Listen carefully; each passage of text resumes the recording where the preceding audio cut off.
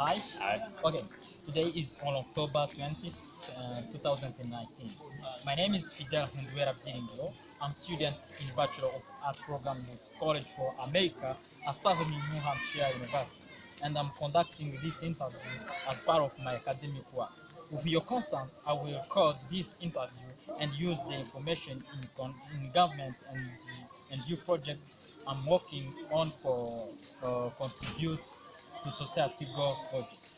The interview will be used to create government NGO project and submitted to College for America so that my project can be evaluated. This record will be used solely for this purpose. The interview information will be temporarily stored in the College for America online evaluation system to which only the evaluator and the College for America staff will have access. Do you have any question? I don't have a question. Okay. Do you give your consent to be interviewed and recorded? Yes, I, Producer Mugisha, give my consent to participate in this interview to be recorded and used as part of the student academic work. Okay, thanks. Now, Vedas, what are the three branches of government? Thank you so much, Fidel. I think the three branches of government is the first one is judiciary, and the second one is military, and the third one is regarding like the administration. I don't know the name. It's Okay, thanks. administration. What does each branch do? I think the military branch is there to like to guide the security of the country, and the administration is like the branch which has maybe the president, the ministers, and other people like the important people in the government. And the third one, I don't remember what they do. Yeah, that's okay. Democrat and Republic are the major parties.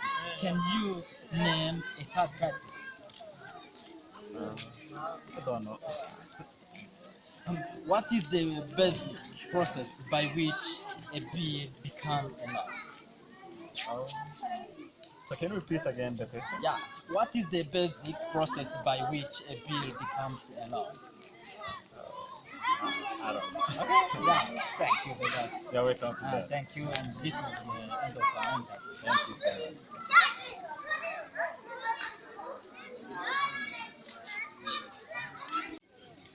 Hello? Hello. Okay, thanks. Today is on October 20th, 2019. My name is Fedele Nkunduwera Byiringiro. I'm student in Bachelor of Arts program, College for America at Southern New Hampshire University. I'm conducting this interview as part of my academic work. With your consent, I will record this interview and use the information in the government and due project I'm working on for contribute to society goal project. The interview will be used to create the society goal project. The interview will be used to create government and due project and submitted to College for America so that my project can be evaluated. This record will be used solely for this purpose. The interview information will be temporarily stored in the College for America online evaluation system to which only the evaluation and the College for America staff will have access. Do you have any question? No. Do you give your consent to be interviewed and recorded? Yes, I am Singh and I give my consent to be participate in this interview to be recorded and used as part of the students' academic work. Thanks. What are the three branches of government? No, I don't know. What does each branch do? I don't know. Democrats and the Republicans are the major parties. Can you name a third party? You don't know? What is the basic process by which a bill becomes a law? Thanks, Nahai. Thank you for your consent. Hello, my name is Fedele Nkunduwera Byiringiro and I'm working on government and due project. In this project, I asked different people the questions that are related to the branches of government. Some people were able to answer, to try to answer about the questions, and others were not able to answer about those questions at all. So in these explanations, I'm going to explain in details about the three branches of the government in this government and Jew project. First of all, in 1787, the United States leaders gathered together in order to write the Constitution, a set of principles that taught how the new nation should be governed. Leaders of the states were needing a powerful and fair national government. Also, those leaders wanted to protect citizens' freedoms and prevent the government from abusing its power. With this, they decided to have three separate branches of government, which are the executive, the legislative, and the judicial branch. So starting with the first question, which is what are the three branches of the government? The first one is executive branch. This branch is composed by president and about 5 million workers. Legislative branch is composed by Senate and House of Representatives. Judicial branch. This branch is composed by Supreme Court and lower courts. Moving to the second question, which is what does each branch do? Let us start with the first branch, which is executive branch. This law is there to enforce the United States law. This branch is there to enforce the United States law. The power of executive branch is vested in the president. The former president works as both the head of the state and the commander-in-chief of the armed forces. Independent federal agencies are tasked with enforcing the laws enacted by the Congress. The President's Cabinet is an advisory body made up of 15 leaders from each agency. The President works closely with a Vice President, who must take over leadership of the United States in the event the President is unable to continue work. Moving to the legislative branch. The legislative branch is made up of two houses of Congress, the Senate and the House of Representatives. The most important duty of the legislative branch is to make laws. Laws are written, discussed, and voted on the Congress. There are 100 senators in the Senate, 2 senators from each state. Senators are voted by their states and serve 6 year terms. The Vice President of the USA is considered the head of the Senate, but does not vote in the Senate unless there is a tie. The Senate approves nominations made by the President to cabinets. The Supreme Court, Federal Courts, and other posts. The Senate must ratify all treaties by a 2/3 vote. There are 435 representatives in the House of Representatives.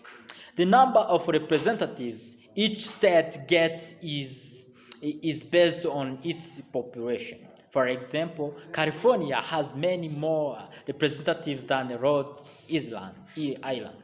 When census figures determine that the population of the state has changed significantly, the number of representatives in the states may shift proportionally. Representatives are elected by their state and serve 2-year terms. The Speaker of the House, elected by the representative, is considered the head of the House. The last branch is called judicial branch. Judicial branch oversees the court system of the USA. Through court cases, the judicial branch explains the meaning of the Constitution and laws passed by Congress. The Supreme Court is the head of the judicial branch. Unlike a criminal court, the Supreme Court rules whether something is constitutional or unconstitutional, whether or not it is permitted under the Constitution. There is a connection or relationship between the three branches in terms of taking the decision. For example, legislative makes laws. This is made under the protection of Congress, comprised of the House of Representatives and the Senate. Executive carries out laws. President, Vice President, Cabinet, most federal agencies. This is composed. Judicial evaluate laws. Supreme Court is composed by Supreme Court and other courts. Each branch of government can change acts of the other branch. This is the direction. The president can veto legislation created by Congress, nominates head of federal agencies. Congress confirms or rejects the president nominees and can remove the president from office in exceptional circumstances. The justice of the Supreme Court who can overturn unconstitutional laws are nominated by the president and confirmed by the Senate. This ability of each branch to respond to the actions of the other branches is called the system of checks and balances. Democrats and Republicans are the major parties. Can you name a third part? This is the third question. Excuse me. In the United States, they have usually been too many political parties. Since 1860s, there's too many parties have been the Republican Party and the Democratic Party. Democratic Party has the most seats in the House of Representatives, while the Republicans hold a majority in the Senate. The three largest parties, aside from the two main political parties, are the Libertarian Party, Green Party of the United States, and the Constitution Party in respective order. Except the Democratic and Republican parties, all other parties are considered as the third party in the United States of America. The two-party system started in 1792 by Thomas Jefferson and James Madison.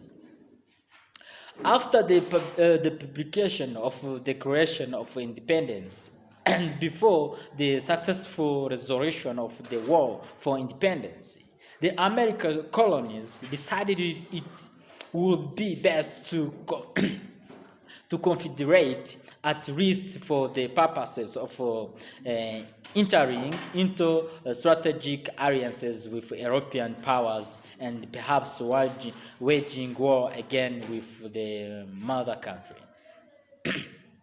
The nature of parties differences has